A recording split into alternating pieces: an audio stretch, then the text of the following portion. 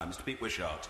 Mr. Speaker, and on this Burns Day, can I thank the great chieftain O' the Hoose for announcing the business for next week? And can I join her and the Honourable Lady in acknowledging the huge significance and importance of Holocaust Day on Saturday? And of course today we do celebrate the birth of Robert Burns, Scotland's greatest poet.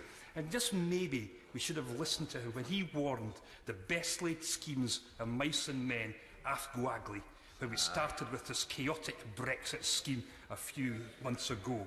But now is not the time for timorous beasties, Mr. Speaker, and we need the Leader of the House to be braver on restoration and renewal. What we cannot have is a curtailment of any debate and the closing down of option on these critical matters. With the huge costs involved, our constituents fully expect us to have sufficient time to debate these critical issues, and we must make sure that we have that. And we have to ensure too that all the options are fully considered, and we have to hear today that there will be no attempt to curtail debate by having these amendments rejected. Any motion about renewal must also consider modernisation, and I hope that the whole House joins me in the SNP's campaign to reclaim our time and to end the ridiculous farce of wasting days of the parliamentary year by standing in packed lobbies simply to vote. Mr. Speaker, the fallout of the President's Club's dinner continues to develop and to appall. Can we possibly have a debate about these clubs and see what more could be done to challenge the laws that sustain them and the culture that still thinks that they are acceptable?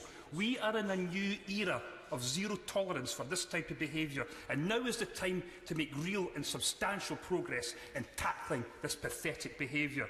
And lastly, Mr. Speaker, as our devolution settlement is passed on to the great and the good in the House of Lords, let's remember what Burns said about the petty pomposity and sense of entitlement of those that consider themselves our betters. You see yon Birkie ca'd a lord, who struts and stares and all that.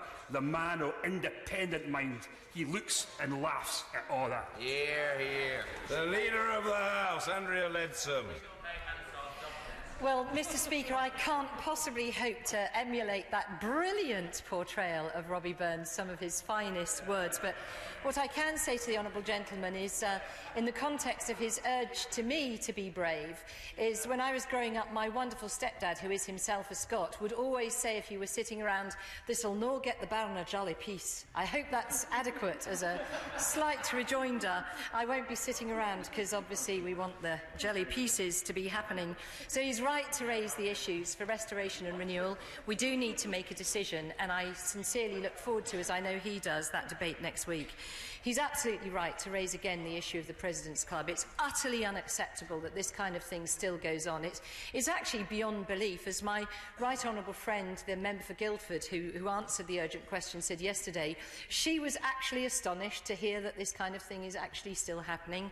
How ridiculous is it that anyone thinks that is appropriate? And I would like to pay tribute to his excellent efforts on the working group that I chair on behalf of the Prime Minister that is looking into issues of bullying and harassment in this place.